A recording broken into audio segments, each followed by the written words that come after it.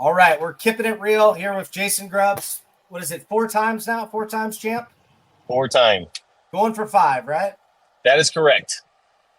Awesome. So you're on the road. Do you still, I've seen a few interviews in the past, but I've seen so many with different people that it meshes together. Do you Yeah. have, I know you've got the programming business and whatnot. Do you do something Yes. else as well? No, that's it. Awesome. Just programming business and taking care of my sponsors and partners who Yep. help support my life, Yep. which is like a full-time job. I mean, Absolutely. to be a sponsored athlete doesn't mean that you just get paid to train, which would be so great. It'd be so Yeah. awesome. Like there's expectations, there's content. So there's really like 3 things I do.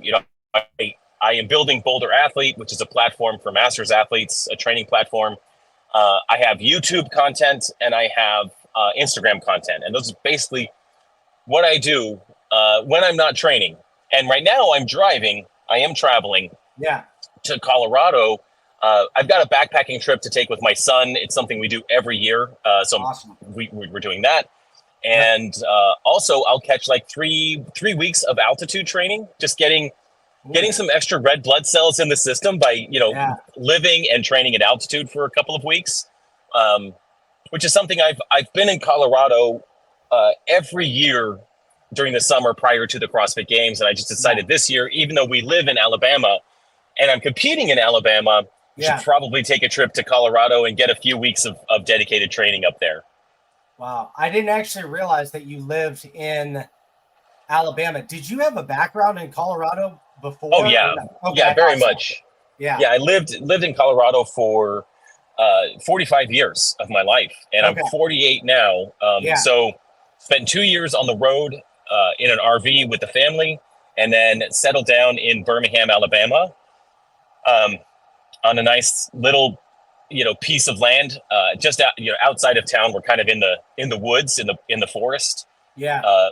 With all of the wildlife and the bugs that you would expect, like the critters that you expect in Alabama. Right, So that's new to us. But we also have lots of deer and raccoon and birds and all kinds of fun things around us now. Well, I think one of the reasons I thought you were still in Colorado is because I've seen you post videos and whatnot, and you are in a very wooded area that I didn't really have associated with Alabama in my mind. Right. So. Yeah, you would never think, like, I didn't know anything about Alabama before we traveled through in our RV, and just figured it was just a big, I don't know. I hadn't heard great things about Alabama. It's actually beautiful.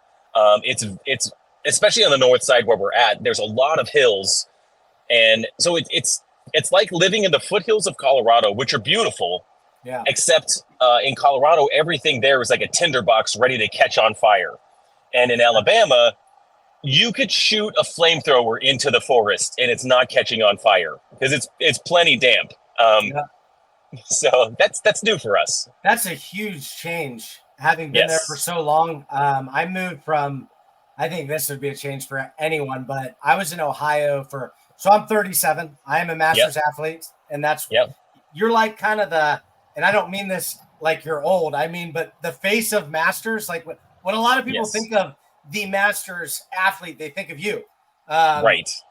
And I'm a masters athlete. That's why I wanted to have you on. But we moved from San Diego for 6.5 years to Kansas. And that is a big change. My wife's family's here, and she wanted to be near family. So that is a big change. And you've got all the heat and humidity now that you'd ever want in your life, I'm sure. Oh yeah, that's for sure. It's very different. So, well, how's the season going so far? I wanted to get an update. I was looking at, I was just kind of catching up on your profile earlier, and I was like, oh, okay, somebody beat him in semis, but I see that's happened before. And obviously the goal is to be number one when it comes to time for the games. And where are we at in the season? Where are we at in your training, and how are you feeling? Yeah, I'm feeling good. I'm feeling really good, actually.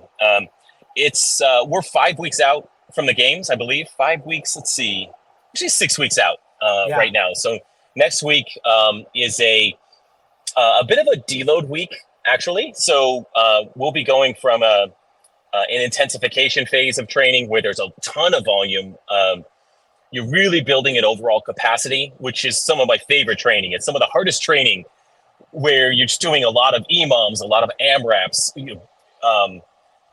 just building things. And coming to the end of that, I'm excited, but I also feel really good. I feel like I've taken care of my body well, recovering, eating, sleeping well. Next week will be a deload week, which is perfect timing for a backpacking trip. And then the following week, we'll really start pre-competition training, which has a lot of metcons, a lot of practice, a lot of even competition practice. So we'll have a couple of days where, a Friday and a Saturday or a Monday and a Tuesday, it'll be almost like a competition, a couple like competition days where there'll be a few different workouts to do throughout the day at specific times, which will require me to warm up multiple times in a day to accomplish those workouts. So really just kind of getting a feel for what it's like to be tested at the highest level over multiple days.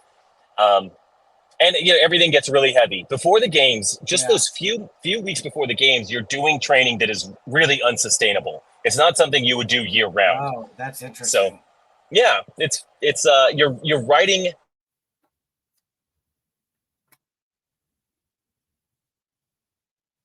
Going to get hurt and injured, and you're like blow out your system. So we're not doing that. Saying just on this side of the line, but every once in a while you're questioning, like, should I be doing this today? This feels insane, and it's fun. I mean, it's my favorite.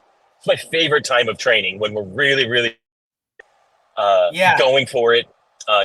Pretty crazy things, and then we'll be in a taper week, and all of a sudden the CrossFit Games will be here. And going back to the semifinal, the qualifiers. 2020, 2022 or 2023 qualifiers. It was the only time I happened to win qualifiers. I happened to win quarterfinals and semifinals in 2023. Yeah. I'd never done that before. I'd actually never done qualifiers with anyone else around. I'd always done them completely solo, which is hard. In 2023, I did that with a large group, and it was fun. It was competitive. And then this year, I was able to do it with a few other athletes as well, so that it helps you do well. And I'll tell you, in semifinals, I would have won semifinals if I redid one of the workouts. The workout that had there was 30 toes to bar, 30 power cleans, 30 toes to bar, 30 thrusters. I broke up the toes to bar because I just wanted to be I just wanted to be conservative for broke. I shaved 30 seconds off my time. I win the event. I win semifinals, but it doesn't matter. I just kept telling us I don't need to retest it. That's because how you get hurt. Like, it hurts, and I don't need to put myself at risk. I agree 100%. But I think that even myself, like, so my goal, I won't give you the whole background, but basically I started CrossFit in like 2021. I, during COVID, had got up. I was never that big. I'd gotten a little bit pudgy. I don't know if you can still hear me or not. We'll give it a second. It might actually be my internet. I've had this, so I have really good internet, but I've had this happen a few times. And it could be me as well. I mean, we're doing this as I'm traveling through the States. I mean, I could have switched to cell tower. So as long as you're able to edit. Oh, yeah. Okay, cool. I'm good. Do you use StreamYard or no when you do stuff? I don't. I use Riverside, but I also, when it's all said and done, I end up editing out.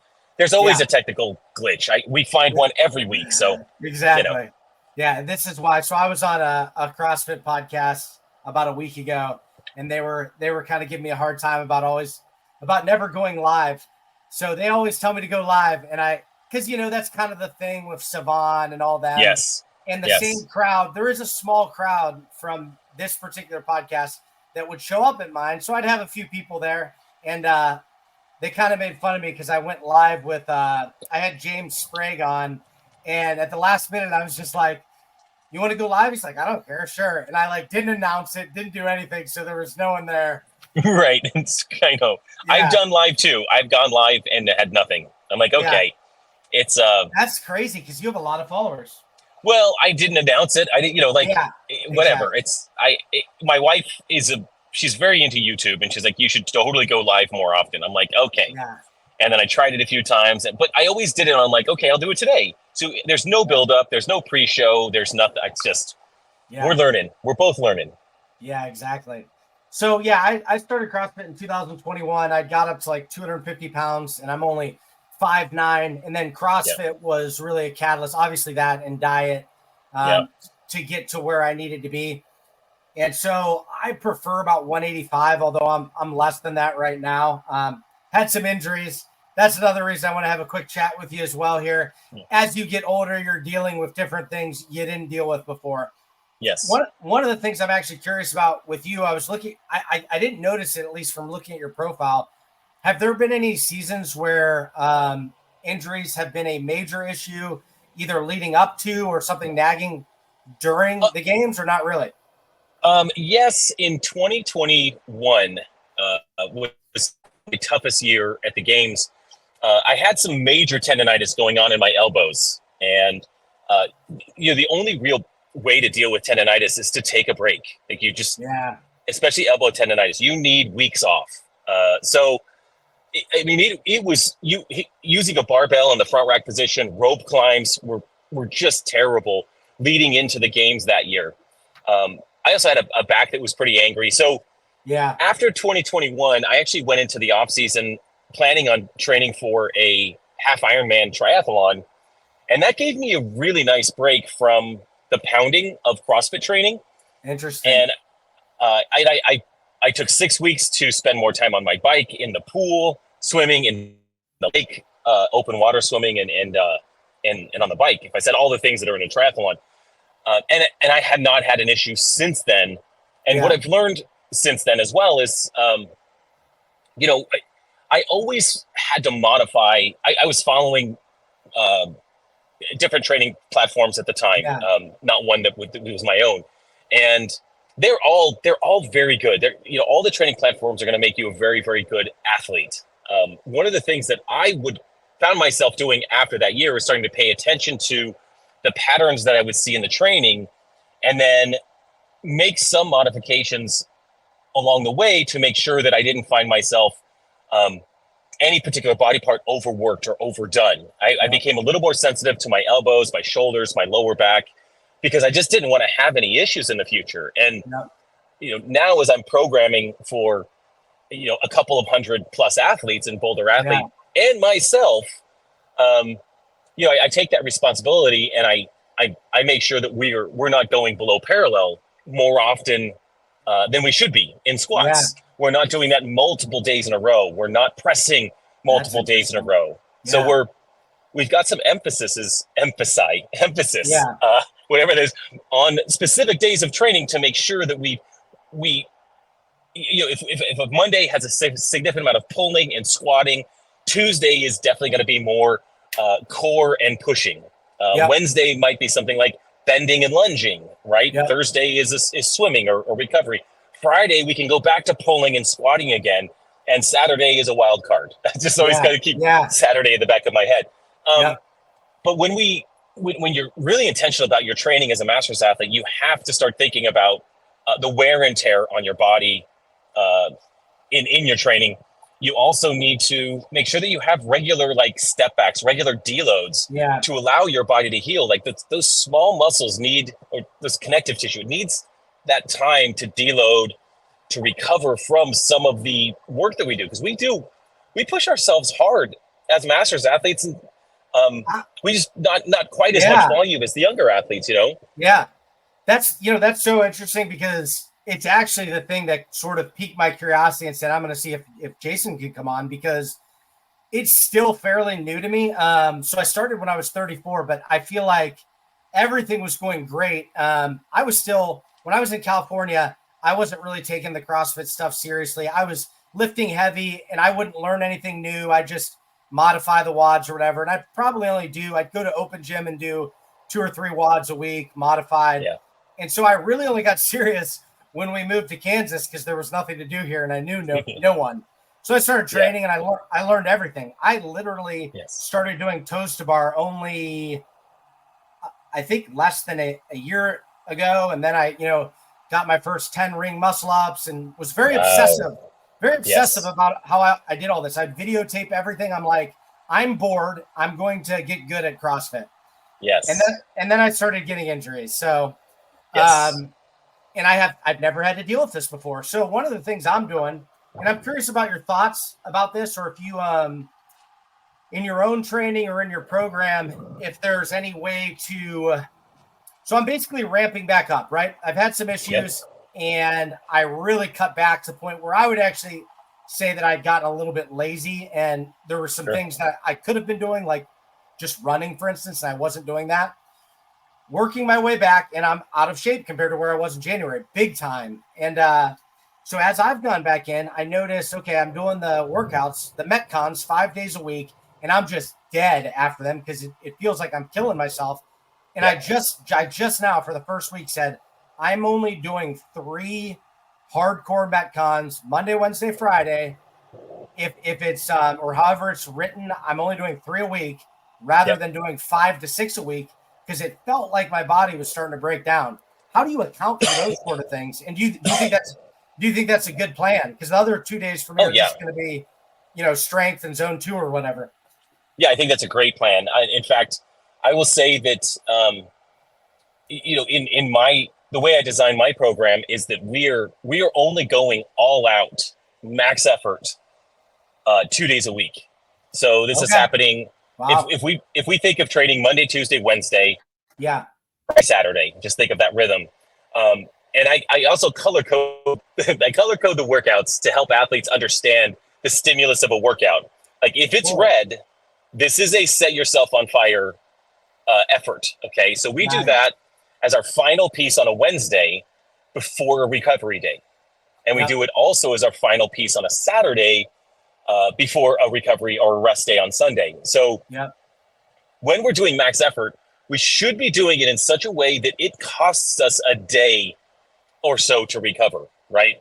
Makes sense. It's not perfect. It's just, it's not, it's the challenge with our sport is that we're training for the known and the unknowable. If we knew exactly what we were training for in competition, we wouldn't have to be doing all this guesswork, right? We could really map this stuff out easily.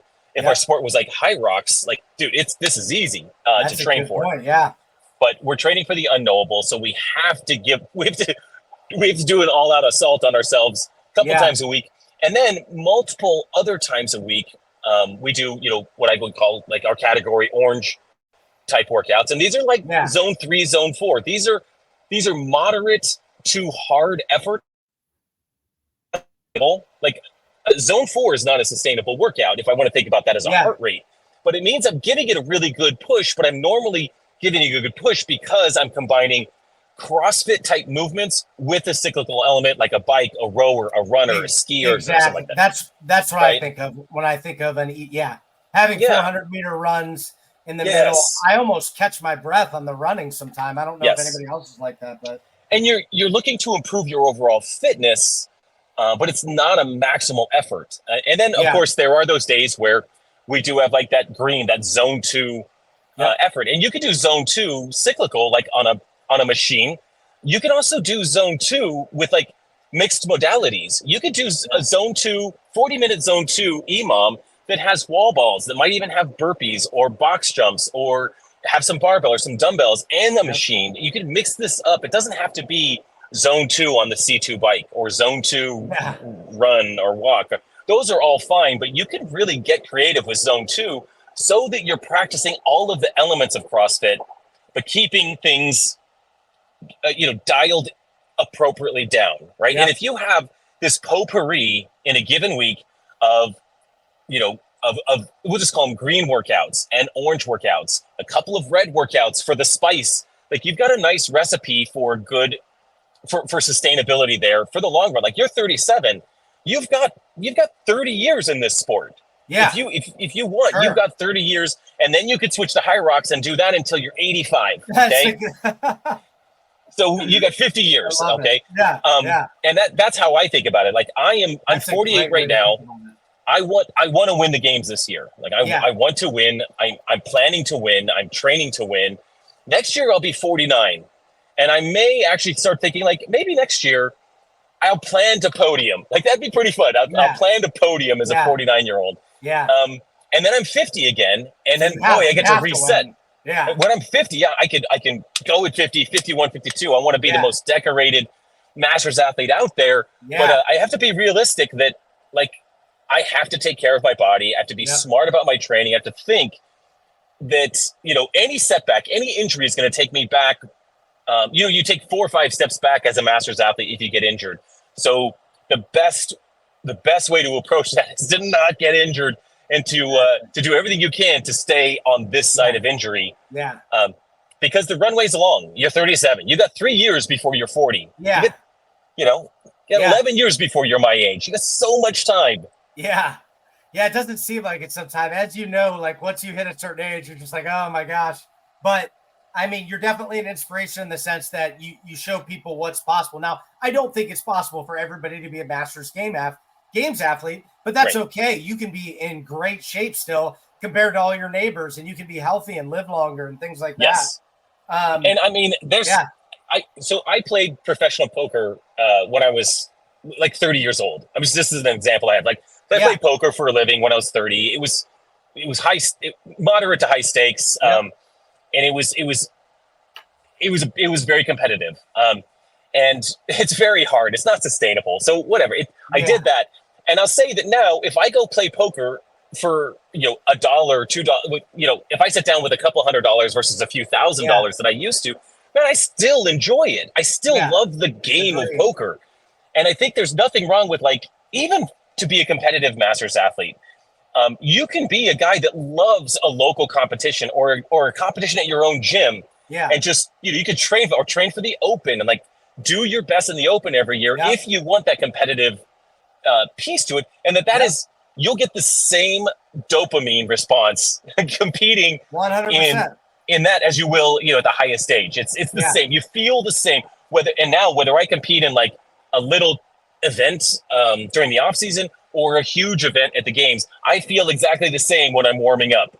I feel sick and anxious and all the things that you feel before you step on the competition floor. What? That's very interesting because I think CrossFitters, a lot of us, and maybe just as men, I don't know. I know women can be competitive as well, certainly. But when this year for the Open, I did the Open in 2022, but like I said, I wasn't really taking things seriously. This year, since I was taking things seriously, I had that feeling you're talking about. I was like sick to my stomach because for me, this was like it. Like even going into quarterfinals, I know what level I'm at. I'm not gonna do anything at quarterfinals. My whole goal was to be 90th percentile, and I was actually a little bit upset when they changed it to 75th. Sure. But that actually ended up working out better for me because I was not 90th percentile. But yeah, no, I had that sick to my stomach feeling, man. It was like and I remember I used to have the same feeling before a wrestling match in high school. Yes, it's the same. It's crazy to be an adult 20 years later. You're able to experience the same thing that you experienced back then. That's just a really cool thing that we get to do, right? It's super cool. Yeah. And so I'm curious about something. Is there so you have definitely, when you came in at 38, obviously we know the story, you were out of shape, and I looked at you were actually, how long, let me ask you this. How long did it take you to actually get to where, okay, this guy's pretty good at CrossFit? Like, at least at the place you were at, they're like, this guy's going to be good. Was that something that was there pretty quickly, or? It was surprisingly quick. This was a sport that for whatever reason, it reminded me of when I was a gymnast in like 7th, 8th, 9th grade. That was my primary gymnastics time. I didn't really do any other sports outside of that. So it reminded me of that. And I really embraced it. Most the people that were at my gym, and within about 12 months, it was actually within maybe 9 or 10 months, they were like, Jason, you should do this local competition with us. And that made me so nervous. Like, I just can't even imagine doing something like this, an actual competition. I was almost sick the morning of the competition. I was so nervous for this little local competition.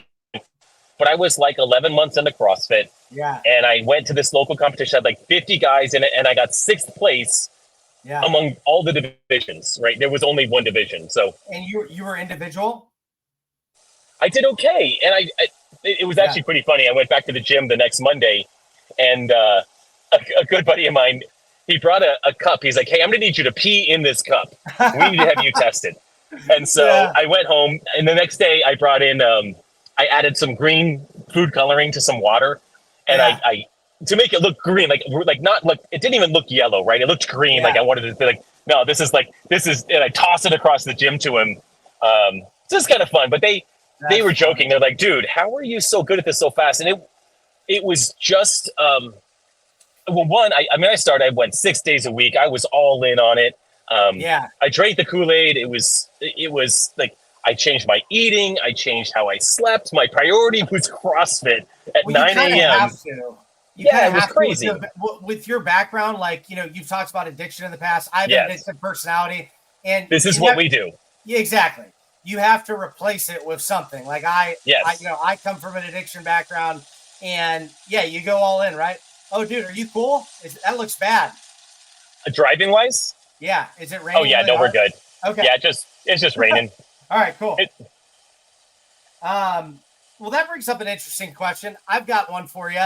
I had this written down as like, if it comes up, is there any possible way? I look at the 65-year-olds, and I'm thinking in my head, man, some of these guys probably need TRT. Is there any place in the sport for the older athletes to have exemptions, or is that just not sustainable? It's such a good question. Because I've had my testosterone checked. Yeah. And it's it's on the lower of the normal side. Yeah. It's not outside of normal, but it's on the threshold of low. Okay. Yeah. And that's probably because of the amount of training that I do, that my body is in more of a fight or flight existence. And so, I could have, if I trained less, if I did a little less of this, I'd probably have a testosterone bump. That's what they tell me. Yeah. But there's nothing I can do about that. I would love to have a normal level of testosterone. And, the guys that are on TRT, like on social media, they talk about how amazing they feel when they wake up in the morning. I would love that. That'd be great. I don't feel like that. So I don't. And as far as like the oldest athletes, I would say no. I would say as soon as you allow TRT into the sport, you're playing with fire. I mean, I think it's just I think it's a really slippery slope. Yeah. Hard to test for, I think. And it's just, I think it'd be nice for the 60 plus to have that. At the same time, I think like, it'd be nice to have that at 45 plus. It'd be nice to have that at 40 plus. Yeah. And just because the general society is seeing a decrease in testosterone, which is it's a bigger issue. Yep. I don't think that means that we should have that in a sport. The sport we're a drug-free sport. Yep. So let's just behave that way, and let's all be on the same playing field. And, I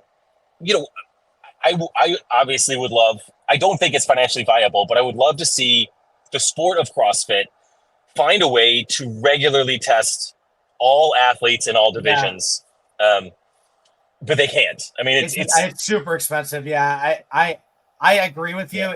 And at the same time, I know it's really hard to do, but that's interesting. The only, I agree with you 100%. The only thing that I think about is that I don't think that, and again, maybe you're playing with fire. When I think about people in their 40s who want to participate in the open, if you're not advancing past the open, I just think it doesn't really matter. Technically, though, if you sign up for the open, you're agreeing to the drug policy.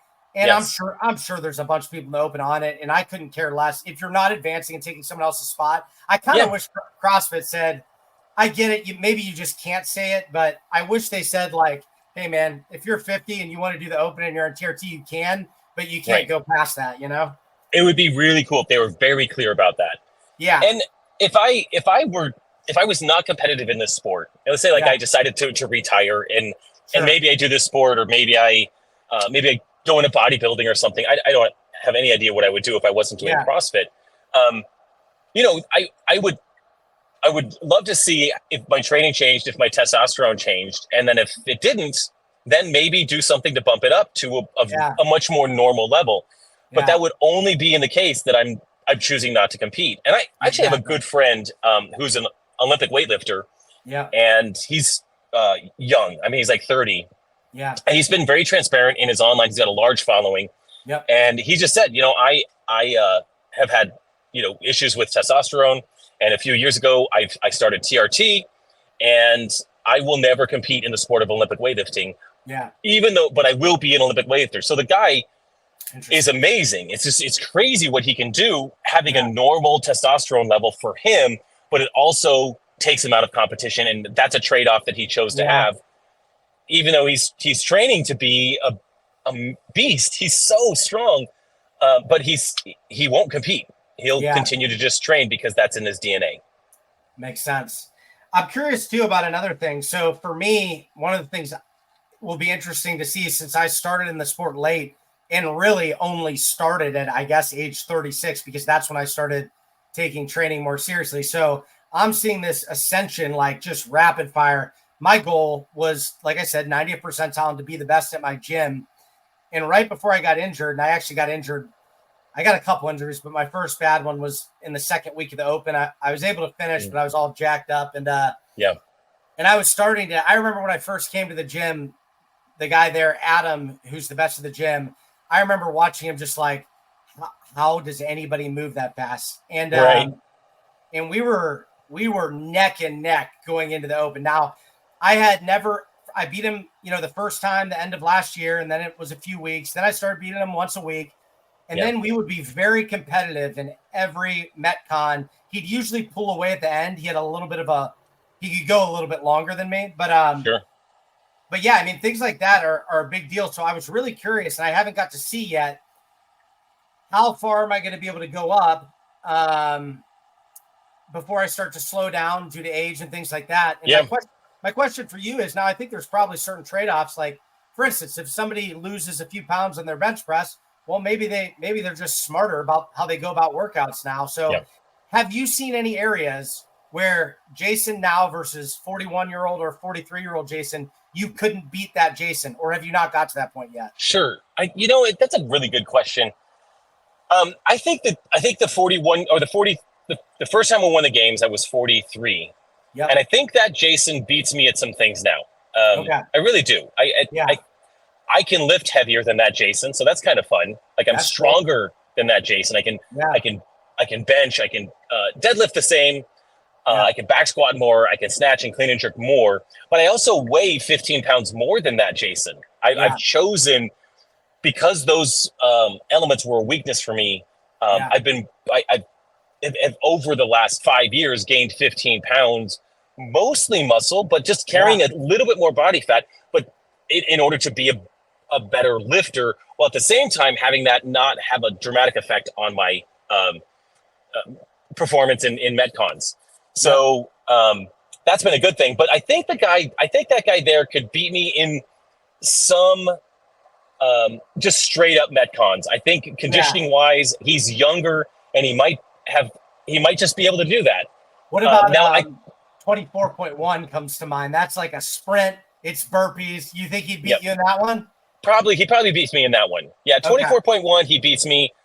I beat him in the deadlift, 24.2. I beat him in the rest. Actually, that's really interesting. That. So he beats me in the first one because it's just raw sprintiness, and it's just, he could do that. But I am a much better rower now, much more fit in that. Double unders are just nothing. Deadlifts are nothing. This workout's more strategic, so I beat him there. And I also, as far as like 135 pound thrusters are just not a big deal now. And the 41-year-old Jason would be a little more conservative on those types of thrusters. And so it's fun. If we break it down into specific workouts, he beats me in those Metcons where it's just, let your lungs burn, like bleed. He wins. If it comes to strategy or maybe a bit stronger, and as far as like my internal battery, my ability to recharge during a minute break or 2 minute break and then engage in the next part of a workout, I got him all day long there. I'm awesome.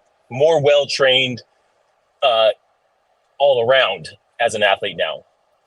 I mean, that's a great answer to know that years later now, that first off, even the fact that you had to think about it and work through it, that's a huge thing. Most people who don't train a lot wouldn't be able to say the same thing about themselves 4 or 5 years earlier. So That's awesome. So what have you thought? So there were some things that happened. Well, I am curious. I like the fact that you are willing to ask questions, but you're also very respectful in doing so. I love Hiller as well, but he has a little bit of a different style. But you ask the same questions sometimes. Whatever came of now, I only took a quick look, but it looked like on paper, it looks like they took a look at all these workouts for what was it, the Masters semifinals. Were you ultimately satisfied with what you heard, or were there still some things that you thought needed improvement? Well, I think one of the challenges with our semifinals, yes, I felt like they were I felt like quarterfinals were harder than semifinals generally from a test. I know that the programmers for our semifinals, they were not given the information on what the open or quarterfinal workouts were when they were programming semifinals. Oh. So just imagine programming semifinals for qualifiers that have already gone through 2 steps of qualification. Now you're programming something and you're blind. You have no idea what's been programmed. All you can do is send it to HQ and then respond to HQ's feedback on the workouts, because HQ is not going to tell you the workouts. They're under such lock and key that they won't tell you. So that's a fair point. That's the limitation that they had. And, I was, I had a podcast, and it was good to understand the nuts and bolts of how that works. And this is the first year that they've done this branching dividing of the responsibilities, right? Where HQ branches off, and it was really the branch off started at semifinals, and then really the guys that are running our games, they could program the games with some feedback from Adrian Bosman. I had him on our podcast, so he told us that there was some back and forth on that as well. And I think the fittest get there. I mean, we've got the top 40 in most age groups able to go compete in person. And I don't see a way that the top 40 change dramatically if there's different workouts. If we have more rope climbs or GHD or handstand walking in our semifinals, those are all fun elements we want to see in a qualifier.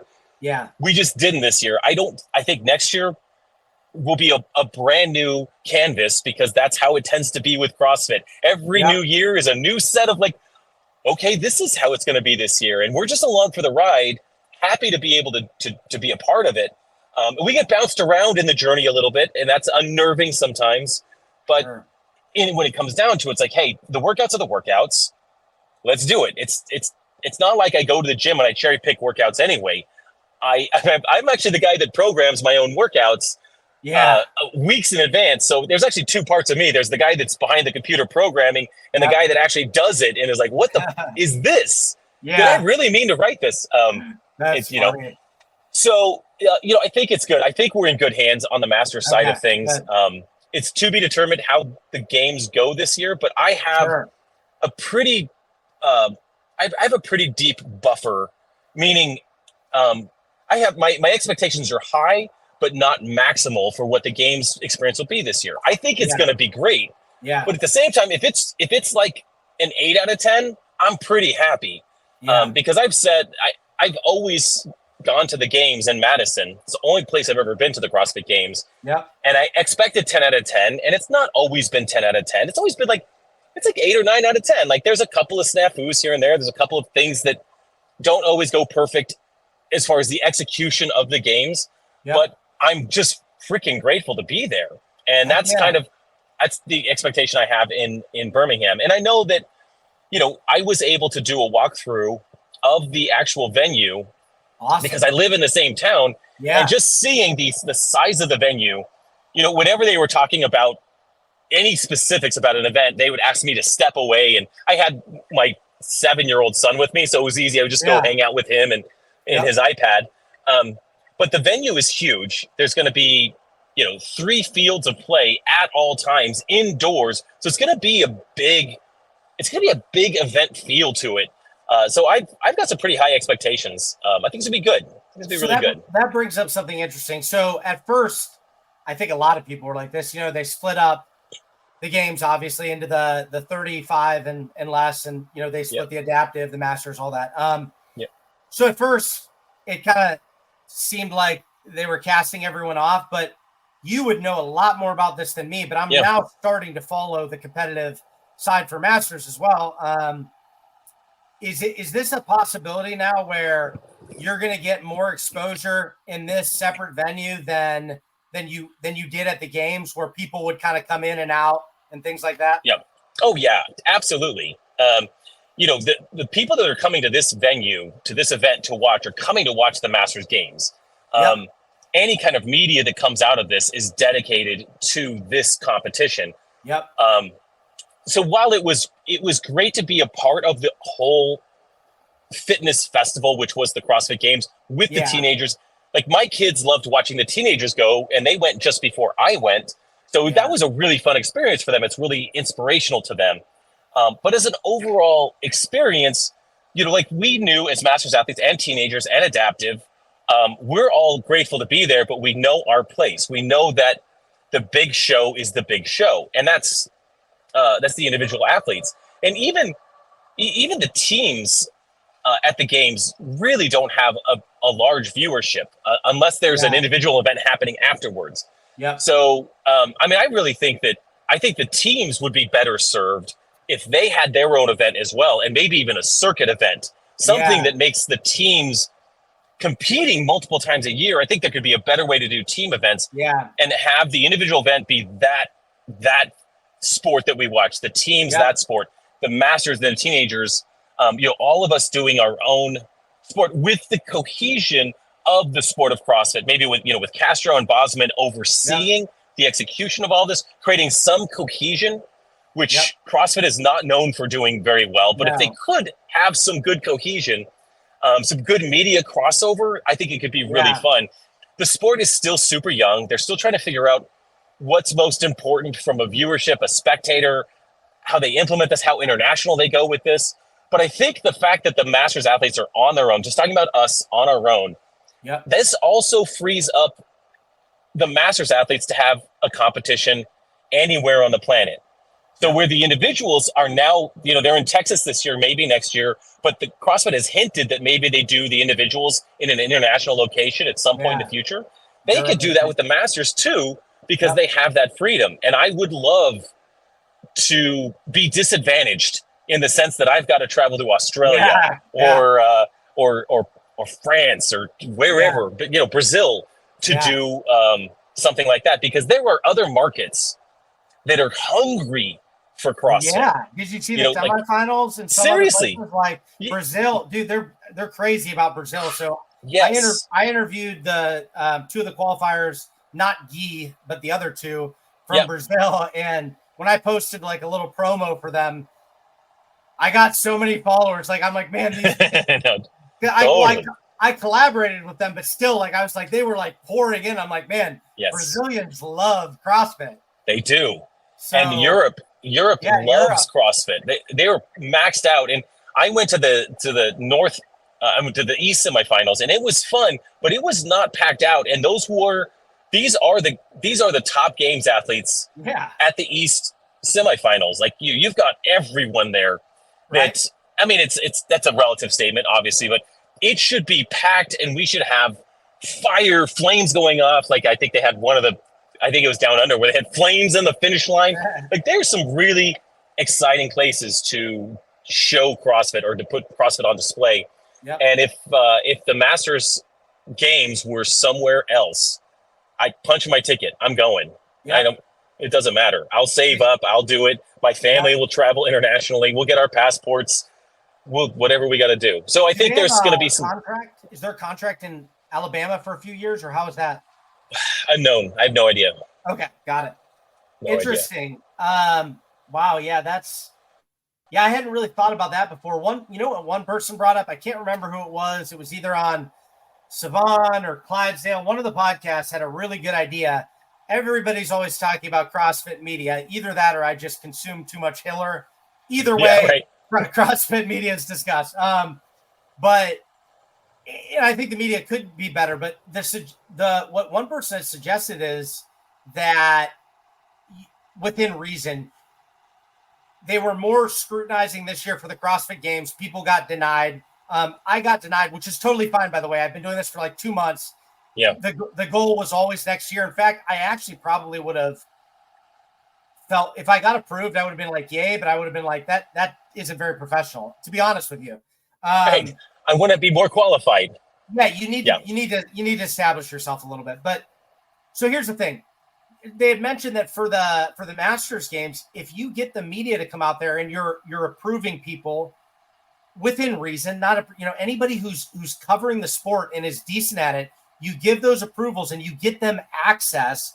And then what you do is, in addition to that, let them, some of these guys are pretty good at it. You let them film your media, and you as CrossFit, whatever, collaborate with them on Instagram or whatnot. They are creating your media content for you, and then they are getting viewership that they need, and it's a very symbiotic relationship. It's a really good idea, and I hope that they move towards something like that, to where they're if you're not going to have a media team or spend a lot of money on that, it'd be great if you did a little bit more collaboration with the third-party media that we have out there.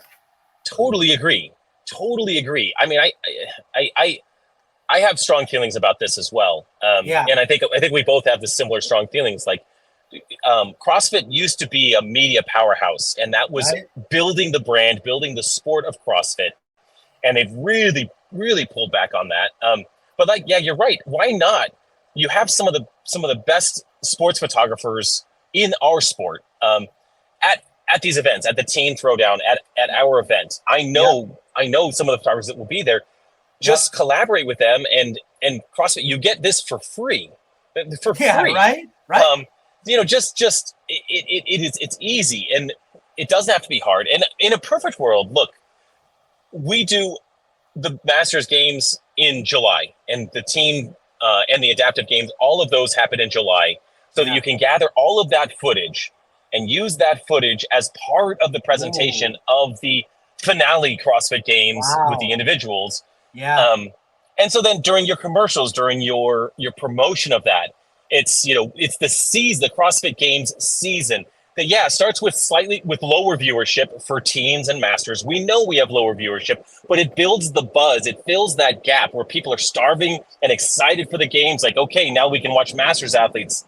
Build that up to the main event. I mean, they couldn't do that this year because they made a last minute change to break off masters and teens and adaptive. That was not years in the making. That was weeks in the making. I did not know that. So then the organizers had, normally if you're going to book a convention center, you're booking years in advance on that. You were way ahead, 18 months in advance on that. The Birmingham Convention Center, where the Masters Games are, that was chosen, and that contract was signed and sealed like in 2024. This wasn't something that they had planned years in advance. There's just not much time. They didn't have much time to plan that. So now that they've got a longer runway ahead of them, ideally they can, I know that's what they want to do. And I know that Pit Team Throwdown and Legends, they don't want to do our events on the same weekend. It is on the same weekend this year, not because CrossFit is incapable. It's just that they didn't have any time. These organizers, they know it's got to be at some time, and everything is booked up, months, years in advance. So it just ended up, boom, that they landed on the same weekend. And it happens to actually be a bummer for even one of my Boulder athletes is a Masters 50 plus, whose son has been to the CrossFit Games twice as a teenager, and accidentally qualified this year as well. And then they had to decide together they can't do both. They couldn't. The family couldn't support both of them at two different competitions, so they had to make a choice. Very few had to do that, but that is a reality. So anyway, it'd be cool if that media piece came in play, and that scenario would work really well as well if we had our event earlier in the summer, not much earlier, but just like July. Anytime those images that again can be used to build the hype. Creating. You're a content creator. I'm a content creator. All I'm ever looking for is content. So if someone just gives me footage, gives me content, that's what I'm saying. It's gold. Pure gold. Exactly. And some of the things that people are putting out are just really good. I mean, they're getting really good video footage. They're getting great stuff. It's not like it's making CrossFit look bad in any way. They're getting that, like you said, you're just getting it done for free. So, all right. Correct. I wanted to finish up on a couple of fun things here, and then I'll let you get going so you can focus on the road and have a good trip. Two main areas, probably just 4 or 5 minutes here, and we'll be done. Another hypothetical question I have for you. Obviously, it's never good to, steep in regret or anything like that. But I'm curious if you ever wonder how good you would have been if you'd started in the prime of life in CrossFit. How good you could have been in the, that classic 18 to 35. Well, if I would have had to have started or been into sports very much in my teenage years in order to develop the foundation necessary to be a great CrossFitter in my 20s. Matt Frazier was an incredible Olympic lifter, right? Yep. Justin Medeiros, I believe, was in sports and CrossFit through his teenage years, right? Yep. So for me, that journey, yes, I wish that going through high school, when I stopped being a gymnast as a freshman, I wish I would have immediately jumped into power sports like football or rugby or something that got me very explosive. That would have built a perfect recipe. You've got the gymnastics background, the explosive background to put me in a good spot in my early 20s. Now I have kids. We'll just have to steer those kids in that direction. I have that's right. My kids love to do CrossFit with me. My 11-year-old squat snatched for the first time the other day, and it finally snapped. Like he finally got it, and you're just like, oh, that's bro, awesome. that young brain is so fertile and so malleable. Like you just see the synapses come together. Yeah, it's pretty fun. Yeah, it's a lot harder to learn when you're older, which will actually lead well into my my final area here. You mentioned, your kids getting into CrossFit. Obviously, a lot of younger people, they're starting younger now. So we're seeing these people at the elite level. I mean, James Sprague is kind of a sleeper to be top 10 this year. He's 21 years old. I think Dallin Pepper's like 22. One of the guys from Brazil is 23. There's a lot. And the girls, it's even younger, it seems. And so going into this year, I kind of wondering when I'm looking at the Fikowskis and Vellners. Now, up until right now, there's been no decline. Like, as far as we know, unless something's happened, Vellner still very much is, right around that top 5 area, and Fikowski's always in the hunt. Do you think as we go forward, that's going to be a lot more difficult when you're getting into the 33, 34? Man, or do you think it's sustainable up until that age? Because Vellner's held up very well. Yeah, I think it's sustainable. Krennikov is another example of a guy that's been at the top of his game for years and years and years. He just happened to not get a visa until last year, finally. Yeah. And he's not 34. He's not Vellner's age, but he's not a spring chicken. I think there'll be 30-year-olds winning the games in the future still. I agree. But you're right, with the athletes younger coming up, James Sprague and Dallin Pepper, I got to train with those guys a bit in earlier this year, and we had so much fun. And it's just crazy what they're capable of. We had this workout, for example, it finished with like 72 wall balls. It was 21 wall walks and 36 deadlifts and 72 wall balls or something like that. Yeah. I was talking to James and Dallin and beforehand we were strategizing, and they're like, oh yeah, no, definitely unbroken on the wall balls. that gotta be restful. And I was like, yeah, definitely not, boys. Like, that's cute. That's not happening. And I went a heat before them, and so I broke up the wall balls appropriately for me, and I did great for myself. Sure. And they did 72 unbroken. And it was at the end of the workout? It was at the end of a workout, and it was the restful part of the workout for them, which is amazing. It's awesome. It's amazing to see their capacity. Yeah. So I also think those two guys in particular, they have been in the hunt for years. Dallin has a couple of teen championships under his belt. And so then I think they come out of their teenage years and then they start to really build up. Like Dallin has had to have gained 20, 30 pounds. Yeah, right? He's thick for sure. And same with Sprague. Sprague as well. Dude, if you look at Sprague like 3 years ago, he looks like a kid, and now he's jacked. You know what I mean? He's got some weight on him. I think it's their training age is a factor, right? Like your actual age and your training age are two unique. They're separate timelines, right? And while they might be amazing during their early years, they may grow fast, all that stuff. It still requires some of that maturation. Like they got to marinate and get some poundage going, and you can't do that without just hard work. And you got to compete at the highest level in CrossFit. You have to be put in some really, really challenging situations in competition to develop the skill set to compete at the highest level. Like, right, you can't just normally you don't just show up at the games and win. You've got to do some things in live competition, learn some things. You got to do a bunch of 4-day competition with 10, 12 events, and you gain a lot of experience. And that's, I think that's where Vellner and Fikowski come in with the wisdom portion of their game. Like they've done this a lot of times, so they know, and that's where I think that 28 to 30-year-olds, they'll still be around. I would love to see when Vellner turns 35 or when Fikowski gets there. I wish the same place I'm thinking. Dude, come on over, man.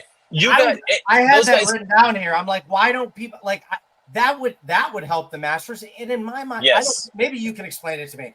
I don't get. I mean, I guess I get it with Froning. Like he has a lot going on, and he's got to. I mean, if he came over, it would immediately be a boost. But why don't we see more of that? Well, I think what we need is like the chicken before the egg kind of situation, right? It's just as soon as someone starts to break through and bring their followers, their sponsors, their following in this direction, then you'll see more and more come. I'll say that, like, for me, I had won like 3 CrossFit games. I'd won Masters. I hadn't lost anything since early 2020. I've won every single event since then. A lot of beliefs in everything, right? Yeah, everything. Yeah. It took like 3 years before sponsors really took note. And that was mostly because I started developing a following. And so they saw an ROI on the following. Yep. And so, I think that was, again, now that I do have partners and sponsors and they're seeing a great return on their investment because of the demographic that follows me, I think they'll see that same thing as soon as there's a breakthrough athlete that finds his way into that 35 or even in that 40-year-old age group. Like, let's see Kyle Kasperbauer, jump back into the 40. Stacy Tovar was around last year. Let's see some of the female athletes and male athletes come into that 35, 39 and the 40. And as they do, they'll bring the masses. It just takes one of them. I mean, Scott Panchak was pretty big in coming over last year, and then he was sick at the games. He was sick, so he didn't perform well. Got it. But he was one of them. And I think when we see more of them come over, we'll see that. It's going to take some time. And again, we think of CrossFit as a new sport. We think of the Masters as an even newer sport. Yeah. So let's let it marinate a little bit, and then let's get those guys over. Like I'll just go up and I'll meet Vellner. I'll just fly out to Canada, wherever he's at in Canada. Like, bro, do this. Yep. That could be it too. 2 years from now, both Vellner and Fikowski will be Masters. I think the question will be, in no way do I want to see them decline, but at a certain point, like if they're both still, if they take second or something like that, you're going to want to come back the next year. There's just no question. Yeah, that's fair. But if at a certain point it's like, well, I don't want to wish anything else. Well, I was going to say, if they get into that age group and you see you've got Easy Muhammad, Will Morad, Bukowski, Vellner, and Bridges. You see those guys go ahead, I guarantee asses will fill the seats if you see those 4 guys competing against each other. 100%. It'd be huge. I would go. I would for Heck sure. yeah. No matter where, I'd be like, man, this is a great opportunity to be at the, CrossFit Games is huge. It's still going to be a little bit smaller. It's a great opportunity to see some of your favorite athletes compete, right? So and right in their face, because in the Masters Games, you're not in a Coliseum. You're right on the competition floor. At least as we start this out, it'll get bigger and bigger. But you're right there. You might get sweat on you from Patrick Vellner if the Masters game. You might spew a little bit. If it was Dan Bailey, you would definitely get sprayed. That's right. So my last sort of fun question, this is where I was going with this, is now I don't know how much time you have to focus on CrossFit Games 18 to 35. I'm sure you at least follow it some, if not a lot. Who do you like going into the game? Do you have any athletes either that you want to win or that you expect to win? Any predictions? Yeah. So I think on the women's side, I think it's going to be a great battle between Tia and Laura. I think that's going to be. I agree. It'll be one of those. I mean, I think the top three will be Tia, Laura, and Emma Lawson. I think that's the top three right there. I think Haley can get top 5 again. I don't know if she can crack the top 3, but I think she'll be up there. I mean, I don't know. There's a few other female athletes that they're all right there, but Tia and Laura have something special. Different. They're gonna, and I'd love to see that come down to a final event or a final the final day. Like agreed. I want Laura I want one of them. They need to be within striking distance. That'd be great. That'd be a fun show. I don't want Tia blowing it out of the water again. And I don't want Laura blowing it out of the water. It's just like make it close, make it fun. And then I think on the men's side, it's really tough. So I think very tough. I think Dallin is top 5. I think his performance at quarterfinals was really, semifinals was really there. He showed himself to be a very mature athlete there. If he's healthy, I think he's going to have a good weekend, top 5. I think Krennikov will be top 5. Adler will be top 5. Shoot, Vellner will be in that mix. You start running out of spots, basically. I know. I don't even know. Who's going to be on the top? I love that for the men, it's a crapshoot. Like, I think Jeff Adler has potential. I think Krennikov, he's pretty amazing. I think for the men, Ricky, it comes down. What's that? Sorry to cut you off. Did you mention Ricky? Oh, no, I did. Ricky Gerard. I didn't even think about Ricky. I mean, of course, he's top 5. He's top 5 too, right? There's 10 people who are top 5. I think for the men, it's a little bit more dependent on the events than the women.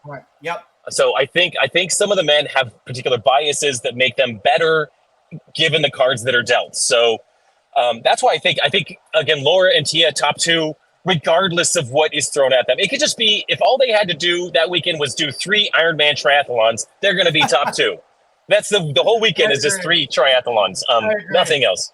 But for the men, if it's really heavy, I think it's going to bias certain athletes. If it's much more conditioning, but I could say that every year probably. But the men, I think, is a little more challenging. There's a lot of good guys out there. I don't think we'll be surprised this year by someone brand new, like that we've never seen before. Agreed. I think it'll be probably one of the guys that you and I just mentioned. Yeah, it's going to be which is actually good. It's going to make it really exciting. What we're used to before, what we're used to in the past is Fraser and Froning, right? So yes, it's exciting. I mean, and then you got Medeiros, who's won it twice and took 13th last year. Yeah, I would imagine anybody with the mindset of being able to win the games twice is going to be disciplined enough to try to make a comeback. Yeah, he had a bad year last year. I think I'm not sure if he was as fit as he needed to be, and I think he took a pretty big hit on the bike a couple of times last year. Like knocked his skull a little bit. Like that's tough. Yeah. I will say that in the Masters division, what's going to be fun about the Masters, there are. We don't need to go into it, but there's going to be some really tight races there. I don't think this year is the year where I get to have a laydown win. I don't think that Rudy Berger, who's won 2 years in a row in his division, 40 plus, I don't think he gets a laydown. If Will Morad, I think Will is registered. I think he's coming to the Masters games. That's exciting. I don't think it's a laydown. I don't see anyone clearing the field with a home run at our game. I think it will be a battle 4 days, and then when it comes down to the last day, it's in some of these workouts, it'll be the person who finishes the last workout first is the winner. I think it's I hate it like that. I prefer when it's like I've got a nice cushion, or I know all of us athletes prefer a nice cushion, but it's not. It's going to be stress. Yep. It's going to be tight. It's going to make people's my wife's heart rate tracker will be through the roof the whole weekend, but that's a good thing. Makes it more fun. Well, hopefully you guys won't have to do Chad 1000. No, I bet we will not do Chad 1000. I'll tell you. I hope not. I'll tell you why. So I know that our games were programmed well in advance of the announcement of Chad. Unless there was some sort of back and forth between the games leadership and the guys at our Legends Championship that are running this. I don't know. It would be amazing. I could see them doing it because it's the type of workout that anybody can do. Yes, that's what would be cool. Because I think for us, we would very much love to honor the purpose behind the Chad workout. I think that's what we would love to do. I would imagine it would be scaled appropriately, whether we had either lighter weight or some sort of variant. But that would, if there was some cohesive event among the different games between the individuals and the masters and the teenagers, that would be like above and beyond expectations. I don't think CrossFit has the foresight to do that, but if they did, it would be remarkable. It'd be really cool. Just one event a year would be great. So we got to get that idea out there. You have a bigger platform. Whenever you talk to someone who's got some decision-making power, maybe you can float it. So. Listen, I'll tell you what, Dave responds to my Instagram messages. So next year I will text him. Me and Dave's relationship has improved drastically. He has gone from clicking the thumbs up like buttons for me to actually doing laughing emojis. So, that's big. That's that's an extra step. An extra step right there. It is. He's reposted a lot of my stuff, and one of the things he reposted was the rules to social media interaction with Dave Castro, and it was just a funny little thing. And he basically ruined the whole thing because the final premise was that the most you're ever going to get is a thumbs up. And then like a week later, I got a laughing emoji, and I was like, yes. Yeah, totally. System breakdown. Yeah, right. Yeah, he is. Well, hey, man, I really appreciate you stopping by. This has been great. We'll all be looking forward to watching you coming up here just after what is it, 2 weeks after? 2 weeks after, I think. Yep. Yeah, maybe 3 weeks after. We're Labor Day weekend, if you want to think of it that way. Well, it's gonna be an exciting August. So best of luck on your trip. And thank you. Good luck at the games, man. Appreciate it. See you next time. Yep. Have a good one.